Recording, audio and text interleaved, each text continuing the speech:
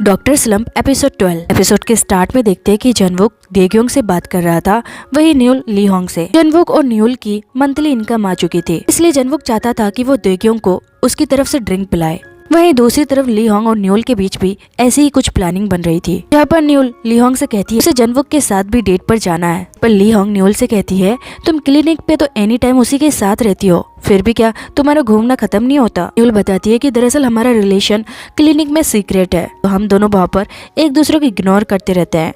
चारों के कॉल रखने के बाद हम देग्योंग को लीहोंग के घर पर देखते हैं, यानी कि इन दोनों के बीच भी दोस्ती बढ़ती जा रही है। वहीं दूसरी तरफ हम जनवुक को उसका मंथली इनकम निकालते हुए देखते हैं, जिसे पाकर वो बहुत ही खुश था और वो न्यूल से बातें करते हुए जा रहा था। वो बताता है कि वो अपने पैसों में से कुछ पैसे उसकी मॉम को देने वाला है। न्यूल उससे पूछती है आखिर वो उसकी मॉम को पैसे क्यों देगा। तो जनवुक कहता है क्योंकि उन्होंने मेरे लिए बहुत कुछ किया है और अब तो मैं फैमिली का हिस्सा भी हूँ, तो मेरा भी कुछ देने का फर्ज तो बनता ही है। ये बातें करते हुए जनवुक जा रहा था, तो उसे एहसास होता है कि कोई उसके पीछे है, जो शायद उसके पैसे लूटने के लिए उसका पीछा कर रहे हैं। वो न्यूल से बात करके कॉल रखता है और इससे पहले कि वो लुटेरे उस पर हमला कर दे, जनवुक उन पर हमला करने की सोचता है, लेकिन जैसे वो मुड़ता है तो उन्हें देखकर डर जाता है, क्योंकि ये दोनों कोई और नहीं बल्कि नामदा और तेसुन थे।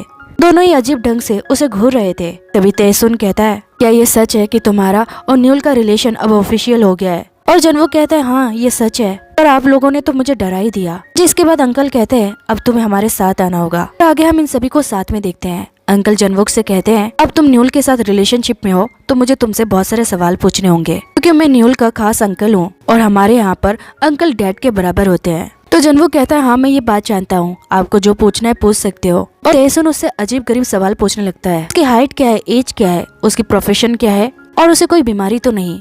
तभी नामदा पूछता है क्या तुमने तुम्हारे पुराने सारे कर्जा चुका दिए। ये सुनकर अंकल भी उसे टोकते हैं और कहते हैं इतने गहरे सवाल मत पूछो। तो जनवुक कहता है ये सवाल पूछना जरूरी है, सच में लगभग मैंने अपने सारे कर्जे चुका दिए हैं, थोड़े बहुत बचे हैं जो मैं धीरे धीरे चुका दूंगा और इसमें 1 साल तो लग ही जाएगा। नामदा और अंकल कहते हैं तुम्हारे ऊपर बिना किसी सबूत के एलिगेशन लगे थे और तुम बाद में इनोसेंट भी प्रूफ हो गए, लेकिन इसके चक्कर में जो भी तुम्हारा नुकसान हुआ इसके लिए तो तुम फिर से केस कर सकते हो। जनवुक कहता है हाँ मैं ऐसा कर तो सकता हूँ, पर अभी मैंने इस बारे में सोचा नहीं। फिर ये लोग इस बात को जाने देते हैं और ड्रिंक करने लगते हैं। और आगे हम इन तीनों को फुल नशे की हालत में देखते हैं। नामदा कहता है तुम्हें मंथली इनकम मिल चुकी है तो न्यूल के लिए तुम कुछ ले क्यों नहीं लेते। और जनवुक कहता है हाँ मेरे पास बहुत ही पैसे हैं, मैं न्यूल के लिए वो सब कुछ लूंगा। इसके बाद हम देखते हैं कि वो न्यूल के लिए सॉफ्ट टॉय लेते हैं और उसका फेवरेट स्ट्रीट फूड भी। वेल अगली मॉर्निंग जनवुक जैसे उठता है तो वो सामने वॉल्सुन को देखता है। देखते हैं कि सब के सब टेबल पर बैठे हुए थे और वही नीचे लेटा हुआ था। वो जल्दी से उठता है और सबसे माफी मांगता है। न्यूल कहती है तुम्हें इतना भी ड्रिंक नहीं करना चाहिए। तो जनवुक एक्सप्लेनेशन देने लगता है कि अंकल और नामदा के कहने पर उसने इतना ड्रिंक किया, क्योंकि वो उन्हें मना भी नहीं कर सकता था, लेकिन नामदा और अंकल उसे कुछ बोलने का मौका ही नहीं देते और ऐसा जताने लगते हैं कि जनवुक खुद ही पिए जा रहा था तो उन्होंने भी उसे रोका नहीं। हम न्यूल और जनवुक को क्लिनिक पर जाते हुए देखते हैं, जहाँ पर जनवुक न्यूल से कहता है इन मामलों में ज्यादातर मैन चुप रहते हैं, लेकिन मैं चुप नहीं रहूंगा। मैं पता है नामदा और अंकल ने कल ऑलमोस्ट मुझे किडनैप कर लिया था। मैं जब भी गिलास खाली करता वो फिल कर देते थे, और जब मैंने उनसे कहा कि इतना पीने पर तुम मुझे डांटोगी तो उन्होंने कहा अगर वो ऐसा करेगी तो वो दोनों उसके लिए स्टैंड लेंगे और न्यूल को उसके ऊपर चिल्लाने नहीं देंगे। लेकिन तुमने देखा ना अभी उन्होंने मुझे धोखा दिया। तभी न्यूल कहती है सच में उन्होंने ऐसा किया। जिसके बाद वो तेजी से एक टर्न लेती है और जनवुक डर जाता है। जनवुक उससे कहता है अब ये सब करने की कोई जरूरत नहीं है। तो न्यूल कहती है तुम इतना डर क्यों रहे हो, मैंने बस शॉर्टकट लिया है, वैसे भी तुमने ज्यादा ड्रिंक की है तो इसके जिम्मेदार भी तुम हो, तो अब से तुम्हें अपना ख्याल खुद रखना है। और यहाँ पे बातों बातों में मिडिल स्कूल की एक बात निकल कर आती है। तो स्कूल की तरफ से ये फील्ड ट्रिप पर गए थे, न्यूल ने वहाँ पर जाने के लिए मना कर दिया था, जिसके लिए वो अभी भी रिग्रेट फील करती है।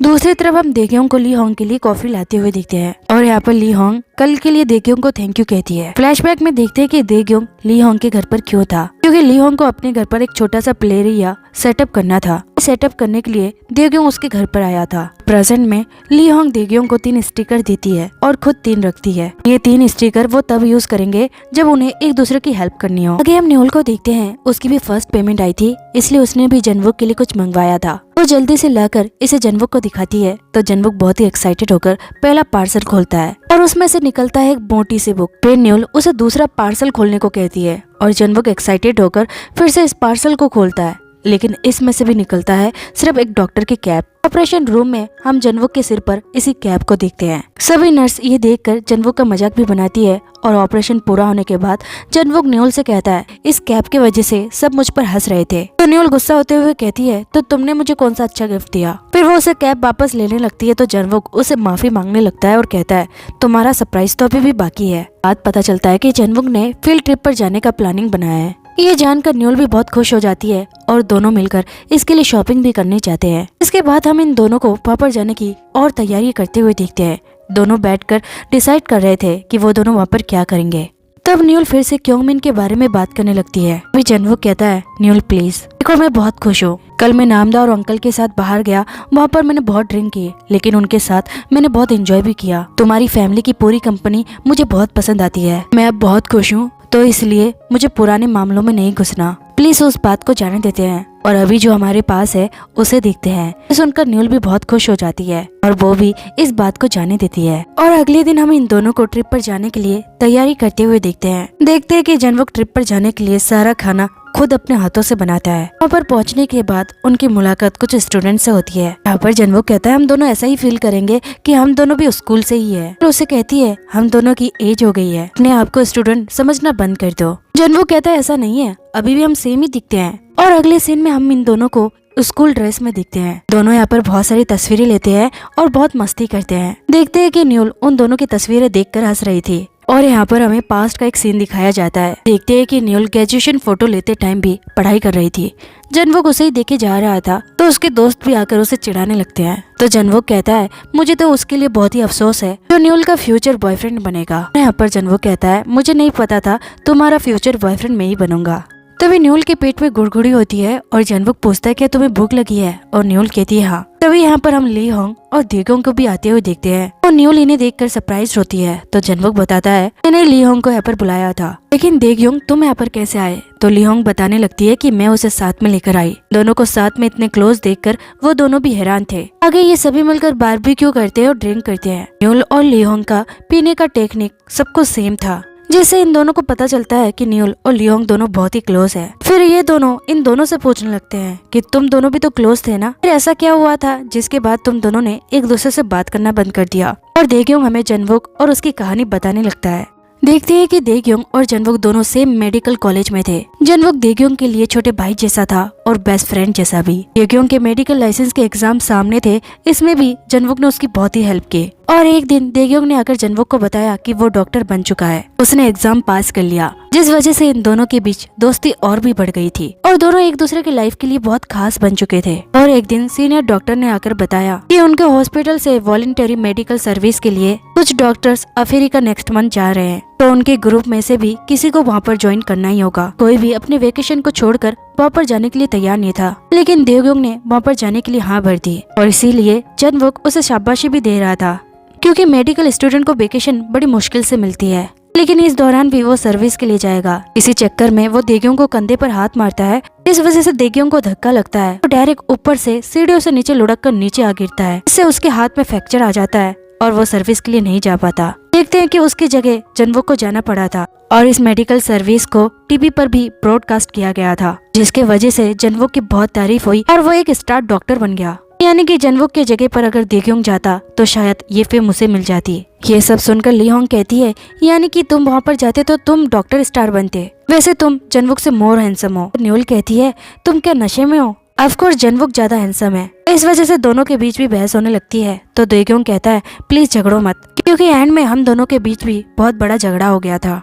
जनवुक नहीं चाहता था कि देग्योंग ये सारी बातें इन दोनों को बताए, पर फिर उन दोनों के कहने पर देग्योंग को ये भी बताना पड़ता है कि जनवुक के वापस आने के बाद इन दोनों के बीच बहुत भयानक लड़ाई हो गई थी। दोनों ने एक दूसरे को मारने के लिए कोई भी हद नहीं छोड़ी थी, चाहे मुक्के मारना हो, बाल खींचना हो या फिर एक दूसरे को नोचना हो, उन्होंने ये सब कुछ किया और तब से इन दोनों के बीच बातें होना बंद हो गई। सब कुछ सुनने के बाद न्यूल और ली होंग दोनों उन दोनों से दूर होकर बैठ जाते हैं। जनवुक कहता है सारी गलती तुम्हारी थी, जब मैं वहाँ से लौटा तो तुमने एक बार भी मुझसे मेरे हालचाल के बारे में भी नहीं पूछा। फिर देग्योंग कहता है मुझे माफ कर दो, ये बात सच है कि मैं तुमसे जेलस था, लेकिन उस टाइम में मेरे डिवोर्स फेज से भी गुजर रहा था, इतना डाउन था कि मैं सब कुछ हैंडल नहीं कर पा रहा था और इस वजह से हमारी दोस्ती भी टूट गई। ये दोनों एक दूसरे से माफी मांगने लगते हैं और यहाँ पर देग्योंग क्योंगमिन के बारे में भी बताता है कि मेडिकल कॉलेज में एक बार वो उससे टकराया था। उसकी जेब से उसने एक पाउडर को गिरते हुए देखा। जब उसने उससे इसके बारे में पूछा तो क्योंगमिन ने बताया कि ये उसकी दवाइयाँ है और वो दवाइयों को सॉलिड में नहीं ले सकता,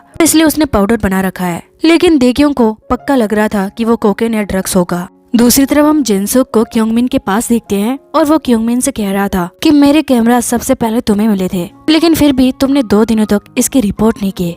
तो मैं जानना चाहता हूँ तुमने ऐसा क्यों किया। क्योंगमिन उससे कहता है पर मैं तुम्हें ये क्यों बताऊँ। जिनसुक कहता है क्योंकि वो कैमरास मेरे थे।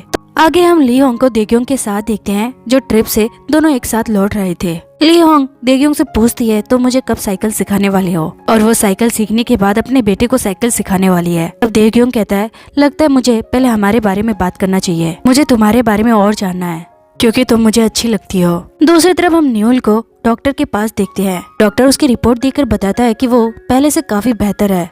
और तभी न्यूल की नजर जाती है लैपटॉप के स्क्रीन पर। उस फोटो में क्योंगमिन की तस्वीर भी थी। न्यूल इसके बारे में डॉक्टर से पूछने लगती है तो डॉक्टर बताता है कि क्योंगमिन ने वॉलंटरी के दौरान उनके ऑर्गेनाइजेशन के साथ भी काम किया था और इसे स्पॉन्सर किया था हेसोंग कंपनी ने। वहाँ पर उसने 2 साल तक काम किया। बाहर आकर न्यूल इसी बारे में सोच रही थी क्योंकि क्योंगमिन ने उसे इस बारे में कभी नहीं बताया और नहीं कभी उसे ये बात पता चली। इसके बाद न्यूल हेसोंग कंपनी के बारे में और पता लगाती है और इसी दौरान वो एक आर्टिकल देखती है जिसमें वो एक आदमी को नोटिस करती है और वह हेसोंग का प्रेसिडेंट है। और इसी प्रेसिडेंट को न्यूल ने जनवुक के हियरिंग के दौरान भी देखा था। इन सब बातों को पता लगाने के लिए वो ली होंग को कॉल करती है क्योंकि ली होंग ने उसे मेडिकल रिपोर्टर के बारे में बताया था जिसे सारी खबर रहती है। और अगले सीन में हम न्यूल को उससे मिलते हुए देखते हैं।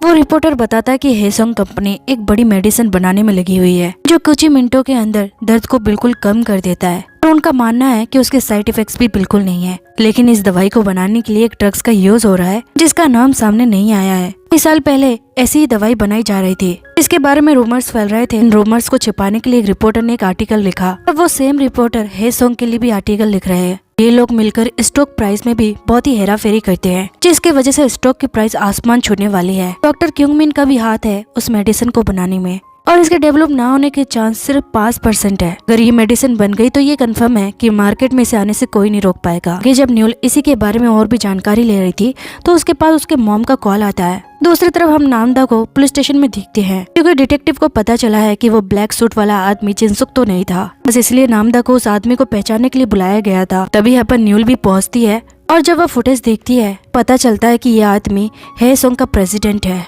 और अब न्यूल को पूरी तरह से शक होने लगता है कि क्योंगमिन का और उस प्रेसिडेंट का जनवुक के केस से कोई तो कनेक्शन जरूर था। वहीं दूसरी तरफ हम क्योंगमिन को भी परेशान होते हुए देखते हैं क्योंकि जिनसुक ने OR रूम में जो कैमरा लगाए थे उसमें कुछ ऐसा रिकॉर्ड हुआ है जो क्योंगमिन कभी नहीं चाहेगा कि वो बाहर आए। और जाते टाइम जिनसुक ने उससे ये कहा था उस कैमरा में जो भी रिकॉर्ड हुआ है अगर वो सामने आएगा तो तुम्हारा क्या होगा। वजह से क्योंगमिन बहुत ही परेशान था। तभी उसके पास न्यूल का कॉल आता है जो उसे मिलने के लिए बुलाती है। लेकिन क्योंगमिन उससे नहीं मिलना चाहता था, पर जब न्यूल हेसोंग के बारे में बोलती है तो क्योंगमिन को उससे मिलने जाना ही पड़ता है। और अगले सीन में हम न्यूल को क्योंगमिन के साथ देखते हैं। न्यूल कहती है अगर तुम्हें प्रोफेसर बनकर वो पोजीशन इतनी जल्दी छोड़नी थी तो तुम प्रोफेसर बने क्यों। वो उसे कागज दिखाते हुए कहती है मैंने तुम्हारा निबंध पढ़ा, तो तुम्हारे ग्रुप और स्टूडेंट सबका मिलाकर इस निबंध में बहुत सारे एरर है, तो ये पास कैसे हो गया। और तुम्हारे बारे में ये भी सुनने को आया है कि तुम स्टॉक के साथ हेराफेरी कर रहे हो। तभी क्योंगमिन कहता है लगता है तुम्हें बहुत कुछ जानना है। तब न्यूल कहती है मैंने तो असली मुद्दा अभी तक तुमसे पूछा ही नहीं। फिर वो उसे हेसोंग प्रेसिडेंट का तस्वीर दिखाते हुए कहती है ये आदमी जनवुक के हियरिंग के टाइम पर वहाँ पर क्या कर रहा था। उस दिन मैं कोर्ट के बाहर उसे टकराई थी और उसका चेहरा मुझे अच्छे से याद है। यानी कि हेसोंग प्रेसिडेंट का जनवुक के केस से कुछ तो लेन देन था। अब मुझे बताओ क्या तुम्हारा भी हाथ था जनवुक के केस में। ये सुनते ही क्योंगमिन घबरा जाता है। तभी उनके सामने तेजी से एक ट्रक आती है, लेकिन क्योंगमिन किसी तरह कार को मोड़ लेता है जिससे वो उस ट्रक से टकराने से बच जाते हैं। लेकिन कुछ ही मिनटों में उनके सामने एक ट्रक और आता है जो उनके कार से आकर तेजी से टकराता है और यहाँ पर इन दोनों का बुरी तरीके से एक्सीडेंट हो जाता है। दूसरी तरफ हम जनवुक को देखते हैं जो न्यूल के लिए परेशान था।